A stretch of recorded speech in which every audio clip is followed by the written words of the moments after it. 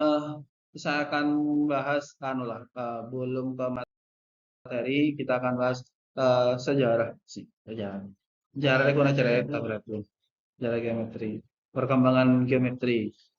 Ya sekali lagi di sini eh, kecuali misalkan materi-materi misalkan kayak matrik begitu terus apa pendefinisian terus narasi-narasi apapun sepengetahuan saya di matematika itu banyak versi begitu dan semuanya saya pikir punya dasar masing-masing. Artinya ada yang salah, ada yang saling kontradiktif, tidak ada. Jadi sejarah yang di sini pun versi referensi yang saya baca. Kalian misalkan nanti membaca referensi tentang sejarah matematika atau sejarah geometri secara umum, mungkin mendapatkan referensi yang berbeda, ya sudah sebagai tambahan pengetahuan kalian begitu. Nah, di sini geometri itu cabang ilmu matematika, objek-objek di dalam ruang pelajari hubungan atau objek dalam ruang. Jadi di geometri itu mempelajari tentang apa namanya properti bentuk, ukuran, jarak, dan sudut, baik itu 2 dimensi atau 3 dimensi. Jadi kalau 2 dimensi itu ya di sini di apa namanya di apa di papan ini kan 2 dimensi ya. 3 dimensi ya di kita di 3 dimensi. Walaupun demikian, ya, 4 dimensi ada apa enggak? 4 dimensi. Jadi di kehidupan kita gitu maksudnya. 2 dimensi kan ya 2 dimensi di sini. Kalau 3 dimensi ada yang 3 dimensi ya. Ya kita sehari-hari ini kan 3 dimensi. Bisa ada wujudnya begitu. Kalau 4 dimensi nggak ada. Hah? Ah, dimensi air gitu. Dimensi ya, sebenarnya di kehidupan kita sehari-hari 3 dimensi saja kan ya. Nah, tapi secara teori banyak teori matematika itu ketika dicoba misalkan untuk 2 dimensi seperti ini, untuk 3 dimensi seperti ini. Kalau 4 dimensi bisa nggak kira-kira begitu? Dicoba, oh bisa, 5 dimensi bisa, sampai dimensi tak hingga begitu. Tapi di wujudnya ada gitu. Cuman secara teori itu berlaku untuk dimensi yang tak hingga gitu. Dan itu ya kerjaannya orang apa ahli matematika yang memang berfokus pada bidang analisis biasanya. Dan itu enggak menarik banyak peminat yang begitu kadang-kadang. Karena secara garis besar kalau kita lihat apa namanya perkembangan matematika begitu.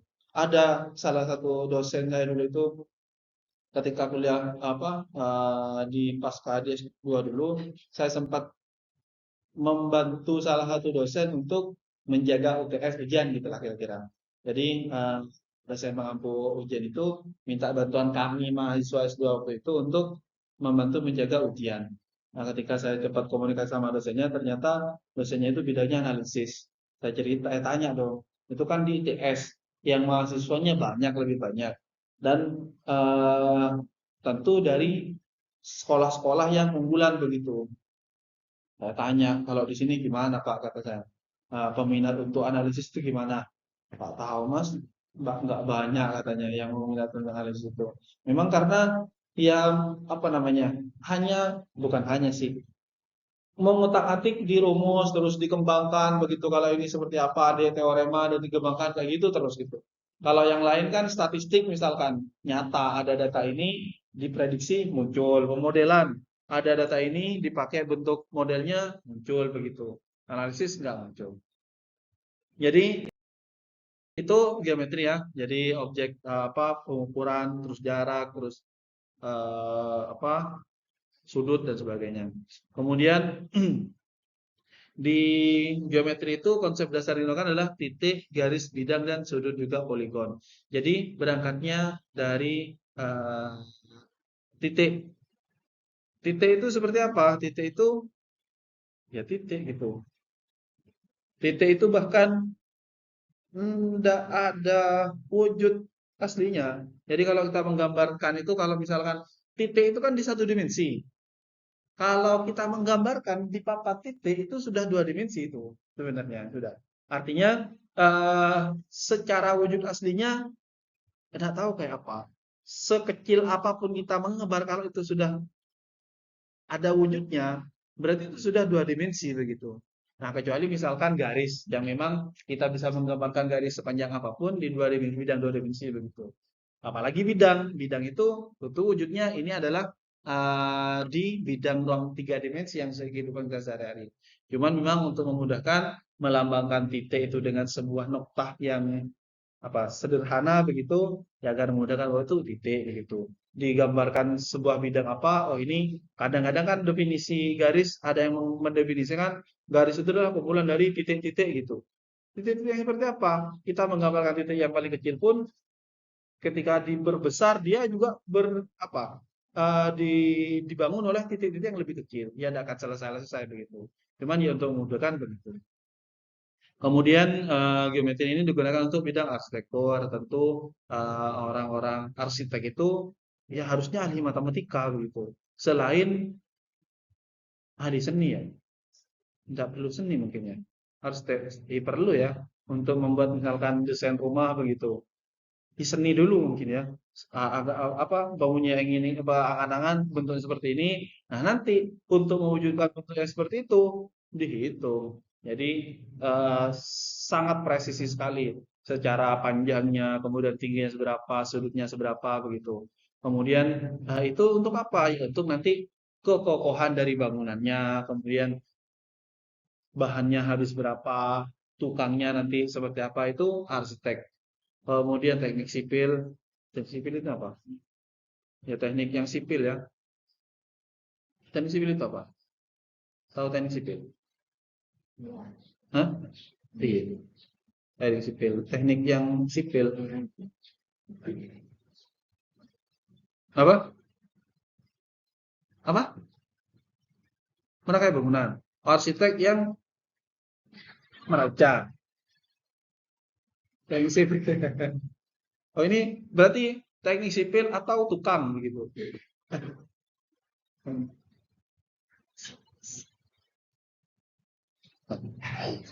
Nggak tahu saya detailnya seperti apa sih. Tapi intinya dia kayak berhubungan lah sama ini fisika, seni. Kalau seni kan seakan-akan abstrak gitu ya. Semakin abstrak kadang-kadang ada nilai seninya. Kadang kan buat gambar seperti apa gitu, nggak jelas kayak apa yang pencan nilainya seninya tinggi gitu. Tapi tapi tentu harusnya ada perhitungannya mungkin. Ada saya dulu teman pondok di samping pondok saya itu. Dindingnya itu kelapa deh. Benare cemok bisa ya. Aku banyak apa caranya? Ya udah ada kan ada salbut dulu kan, maksudnya ada teratur gitu ya. Olah teplok teplok teplok gitu. Tapi ada progresnya setiap hari ya, tinggal tadi kan utang. Ya artinya kalau tanpa perhitungan gitu, tidak bisa coran. Mungkin ya, sudah konsep matangnya, maksudnya hasil akhirnya sudah ada di pikirannya, cuman mewujudkannya terokilir gitu. Ya tidak tahu lah. Ini memang itulah orang sekarang jalannya jalan. Itu geometri. Kemudian geometri ini banyak lah ya, banyak sumbernya sebenarnya. Bahkan geometri itu katanya di Mesir kuno untuk mengukur tanah, Yunani kuno, India dan Cina itu untuk mengukur tanah. Jadi kan kalau dulu kan kehidupannya kan berpindah-pindah gitu. Jadi untuk ketika sudah populasi semakin banyak, untuk menentukan kepemilikan ya oh ini dari sini sampai ke sini punya saya gitu misalkan. Itu berangkatnya dari situ. Jadi di sini ini untuk mengukur tanah dan properti mereka. Itu untuk mengukur piramida itu kan dari dulu banget. Cuman kalau diteliti sekarang itu kemiringannya terus itu sangat presisi sekali begitu. Artinya kalau udah punya keahlian matematika kalau sekarang atau mungkin keahlian arsitek begitu yang butuh matematika juga tidak bisa harusnya gitu yang membangun piramida sedemikian besar dan kokoh tanpa perhitungan yang detail itu nggak bisa harusnya gitu. Terus ya ini piramida itu menggunakan Pitagoras, jadi kemiringan sudutnya gitu, terus dari potongan-potongan batunya itu ya harusnya mereka tahu teorema Pitagoras gitu, atau mungkin dari situ muncul Pitagoras begitu teoremanya, nggak tahu juga. Nah, banyak tokoh-tokoh di situ, dan ternyata orang yang ahli matematika zaman-zaman dulu itu banyak juga karya-karyanya di bidang filsafat. Kalau kalian pernah, saya pernah lah dengar orang apa di YouTube atau di podcast apa tentang filsafat, ada sih tokoh-tokoh yang dirujuk itu adalah tokoh-tokoh matematika. Ya tahunya ya di buku kalkulus itu kan banyak siapa Descartes apa begitu. Itu banyak juga dikutip untuk apa apa tadi? Filsafat gitu. Oh, pemikiran sederhana mungkin tapi dikembangkan seperti apa gitu. Ternyata orang-orang juga banyak karyanya di bidang matematika. Mungkin loh ya. Kerjanya merenung begitu. Kalau ini bagaimana. Nah, dituliskan nanti ke teori jadi matematika. Kalau tentang kehidupan gitu, tetap merenung juga ya dituliskan. Oh, berarti kalau kayak gini menjadi kesimpulan seperti ini jadi teori filsafat. Mungkin begitu. Tapi tidak banyak sih. Apa namanya? Filsafat itu.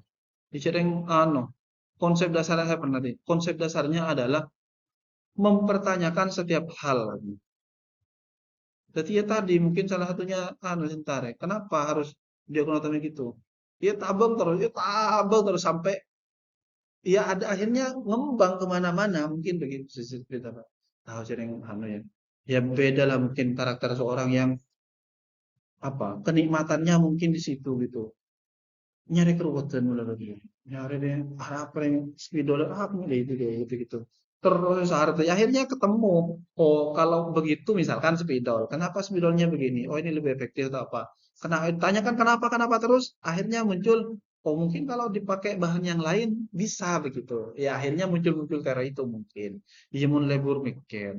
Imun kita kan tidak menemu soal seperti ini atau tidak soal-soal lah. Baca buku gitu. Ruwet, bisa abot tuh. Iya.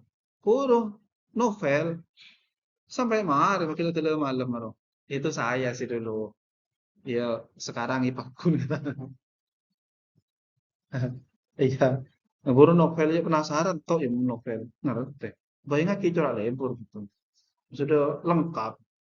Akhirnya ketika difilmkan kecewa minta apa ada bintang novel ada ya. Itu pengalaman dulu. Gitu, kemudian dari sini, dari titik, kemudian tadi di garis, muncul akhirnya istilah aksioma, definisi, dan bukti dan seterusnya. Aksioma itu apa susunan awal begitu.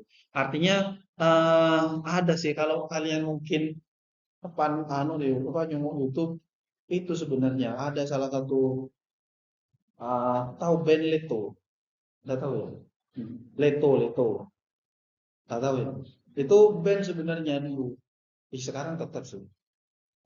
Band lirik-liriknya itu tentang cinta-cinta. Cuma ketika ditelusuri lebih dalam itu sangat dalam artinya. Ternyata memang vokalisnya itu kuliahnya ngambil matematika dan fisika sekaligus di universitas di mana gitu di Amerika yang ada orang Indonesia nih.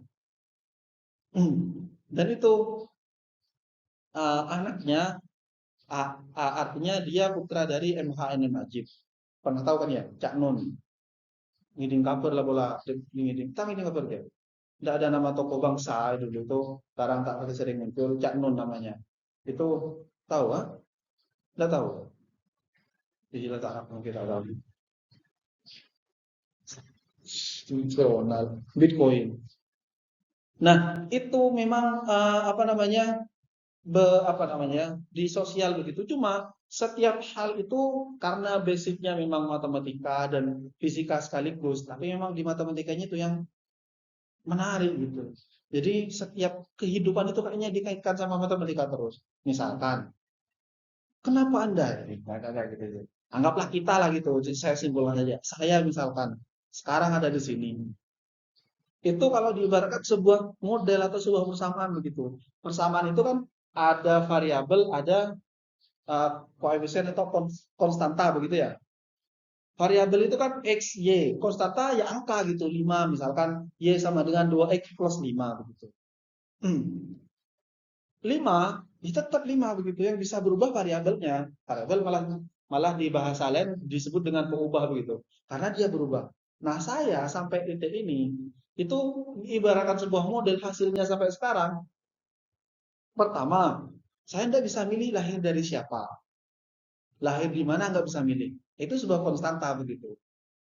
Tapi saya bisa belajar ini, bisa belajar itu banyak variabel di kehidupan kita. Jadi sampai titik ini nih, kalau kita dibuatkan sebuah model, itu variabelnya kompleks sekali begitu. Dan konstantanya adalah beberapa yang mungkin ya tidak bisa kita kendalikan begitu. Tapi variabel-variabel itu banyak yang bisa kita kendalikan, banyak yang bisa berpengaruh kepada hasil akhirnya seperti apa gitu. Iya juga kan saya. Ya, artinya ya tetap deh semuanya itu dihubungkan ke situ gitu. Malah malah salah satu yang saya ingat sampai sekarang, ketika misalkan di kehidupan atau di apapun di ilmu pun, misalkan matematika dia bilang, matematika dipelajari secara mendalam terus makin dalam mendalam mendalam, dia kan ketemu ke ya, kalau karena dia Islam sih apa namanya pengetahuan kita terhadap Tuhan katanya, terhadap tauhid gitu. Ada salah satu teori katanya teori matematika dan itu enggak diselesaikan sampai enggak bisa dibuktikan sampai sekarang. Tapi ujung-ujungnya ke situ artinya banyak dikembangkan begitu oleh ilmuwan sekarang. Saya lupa nama teoremanya apa. Tapi teoremanya itu adalah jika genap dibagi dua, jika ganjil ditambah satu baru dibagi dua. Ngerti kan ya? Ambil angka berapapun, jika genap dengan angka yang sudah ditentukan misalkan, jika genap terus bagi dua, kalau hasilnya terus bagi dua, kalau masih genap bagi dua, kalau ganjil ditambah satu bagi dua gitu, terus terus gitu. Ambil angka berapapun katanya, berapapun angkanya ketika diambil, pasti akhir-akhirnya satu. Yang gampang misalkan 8, 8 genap bagi dua, 4 masih genap bagi dua, 2 bagi dua satu. Kamu satu. Ambil angka berapapun katanya. 3, 3 ganjil. Ditambah 1, 4, 4 bagi 2 genap, 2 bagi 1 gitu. Ya, ya, ya itu mungkin kebetulan atau apa, tapi ketika dikaitkan, ya artinya setiap permasalahan kita, ya pasti akhirnya kembali ke Tuhan juga. Gitu. Ya, tapi kan itu memang benar-benar relate gitu aja ya. Ya karena ilmunya dalam gitu dan semua aspek banyak aspek yang dikuasai dan apa namanya ketauhidannya memang kokoh gitu ditambah pengetahuan yang sangat luas ya akhirnya banyak insight yang bisa disimpulkan begitu. Sering sekarang sudah jadi apa pejabat apa katanya masih muda tapi ruwet memang bahasanya kadang-kadang tapi memang basicnya matematika begitu. Jadi di sini pun ahli ahli matematika itu geometri terutama ini banyak. Kalau di sini diceritakan di India ini banget disebut apa namanya? Jyotisa. Jyotisa. Ini untuk astronomi dan astrologi. Kemudian Therometegoras untuk ekonomi apa India kuno untuk mengembangkan permutasi dan kombinasi. Di Cina untuk menghitung nilai pi. Lingkaran segitiga. Pi ini ada sih salah satu penjelasan tentang pi ini. Untuk pi ini digunakan apa? Untuk lingkaran kan ya? Itu sebenarnya masih mencari gitu awalnya bukan pi yang sekarang itu. Ada salah satu nilai gitu yaitu dijadikan pendekatan. Nah, itu masih banyak versi akhirnya ketemu dengan pi yang paling mendekati. Sebenarnya pi itu nilainya masih kalau pi berapa nilainya? 22/7 atau 3,14 itu sudah lumayan lama sih 4 atau 5 tahun yang lalu saya ada baca di salah satu media itu bahwa waktu saya baca ada salah satu ilmuwan Jepang kalau nggak salah meneliti tentang pi Pi itu 3,14 sampai berapa juta angka di belakang koma. Artinya nggak selesai begitu dikembangkan tergantung dari spek komputernya, dari programnya dikembangkan sampai berapa angka di belakang koma. Jadi kalau kalian perhatikan, pi itu tidak termasuk bilangan rasional. Tahu bilangan rasional ya? Bilangan rasional, apa bilangan rasional? Hah? Bilangan rasional itu bilangan yang bagaimana? Hah? Kalau bentuknya desimal, dia berulang. Kalau intinya bilangan rasional itu yang bisa dibuat pecahan. Semuanya bilangan bulat dan semuanya termasuk bilangan rasional. Bilangan bulat 10 pasti bisa dibuat pecahan ya. Atau yang koma-koma 3,5 bisa dibuat pecahan. Kalau ternyata dia berulang panjang sekali dan ada perulangannya jelas 1,7575 terus begitu. Itu masih dan tak hingga, tapi perulangan jelas itu masih bisa dibuat pecahan. Tapi kalau sudah tidak jelas dan tidak apa namanya? eh, berulang, misalkan akar 2 misalkan. Kalau kalian diketik di kalkulator, ya tergantung kalkulatornya. Kalau 10 digit sampai di situ. Kalau 12 digit, ya tetap panjang gitu. Kalau pakai komputer program apa, dia panjang, nggak ada batasnya. Makanya akar 2 itu termasuk bilangan ya tidak rasional. Sama dengan pi. Walaupun kita taunya 2 per 7, sudah jelas itu pecahan begitu. Tapi tidak termasuk bilangan rasional. Karena itu hanya pendekatan saja. Jadi itu pi pendekatan itu yang akhirnya bisa kita gunakan. Kalau kita kan langsung gunakan pi untuk lingkaran dan sebagainya. Tapi itu walaupun itu belum apa namanya masih pendekatan, tapi sangat dekat sekali gitu dengan nilai aslinya. Begitu ini beberapa anu lah ya orang-orang ini Descartes ini yang saya ingat waktu ada salah satu podcast yang bicara filsafat itu yang dirujuk. Ini tokoh-tokoh geometri Euclid. Ini bahkan ada geometri Euclid sendiri. Kemudian ada René Descartes yang tadi. Kemudian ada ini malah Descartes adalah seorang filsuf dan matematikawan. Filsuf ada, benih matematika ada. Johannes Kepler. Terus ada Leonard Euler. Ada ini juga Remus Euler juga khusus. Ada apa baca dari kan? Gauss. Nanti, hah? Hari ini ada dulu deh kayak ngobrol. Ini keluar. Enggak sih, enggak ada. Makanya tadi di awal kan ada Yunani kuno, India kuno gitu. Yang kuno kuno Indonesia kita ada kan. Kemudian ini mirip itu corak para Indonesia ada di Jerman. Nah, yang Muslim juga ada. Ini yang mungkin Al-Khawarizmi ini malah tadi anu ya, kita Al-Khawarizmi. Omar Khayyam dan Ibnul Al-Hitam. Banyak sebenarnya Al-Mahani. Ini tentu kalau misalkan yang tadi Al-Khawarizmi itu konsep yang dipakai memang apa namanya apa di geometri itu untuk astronomi misalkan, tapi banyak bidang-bidang yang lain yang maksudnya bidang matematika yang lain gitu yang dikuasai oleh beliau. Walaupun ini yang sempat menjadi perdebatan Al-Khawarizmi itu ada yang mengatakan penemu angka 0. Pernah dengar ya? Enggak. Walaupun ketika dikonfirmasi bukan Al-Khawarizmi yang menemukan angka 0 itu katanya. Tapi yang mempopulerkan angka 0 itu Al-Khawarizmi salah satunya. Kemudian apa geometri ini sebenarnya banyak penggunanya ya. Untuk sudut misalkan untuk segitiga, untuk Pythagoras dan sebagainya. Bahkan apa namanya untuk menggambar merancang Ya tadi saya bilang orang arsitek itu harusnya paham tentang sudut dan sebagainya. Kemudian untuk menghitung volume, luas permukaan bangunan, untuk menghitung menentukan jarak antar dua titik. Di mana nanti ini yang dipakai oleh teori dasarnya sih. Jadi kita sekarang mungkin untuk dari sini ke situ tinggal buka map langsung ketemu nilainya.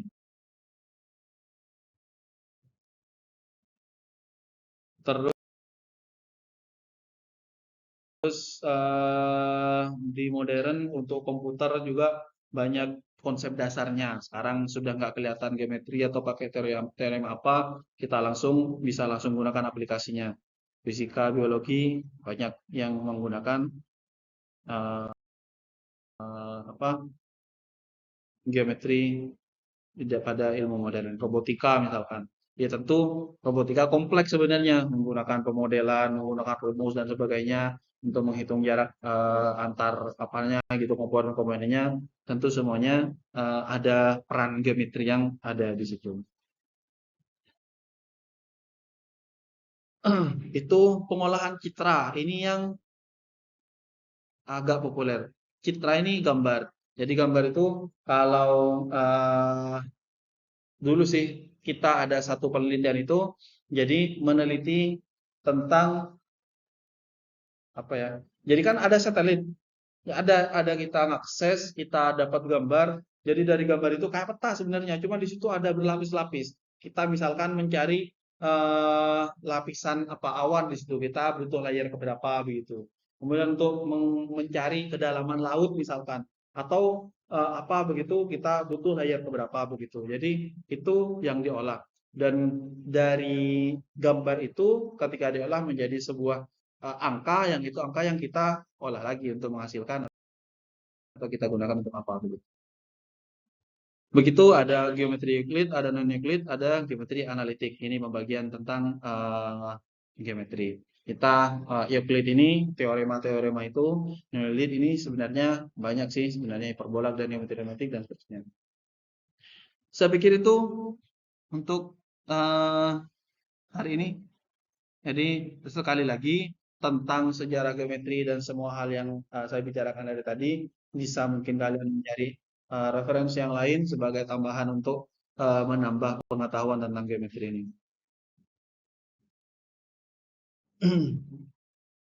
Ada geometri faktoral, ada topologi. Ini yang tingkat tinggi sudah. Oke, demikian. Ada pertanyaan? Enggak ada. Iya, Mayu.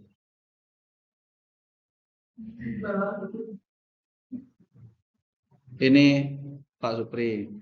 Kalau ini wakil rektor. Iya, Bos.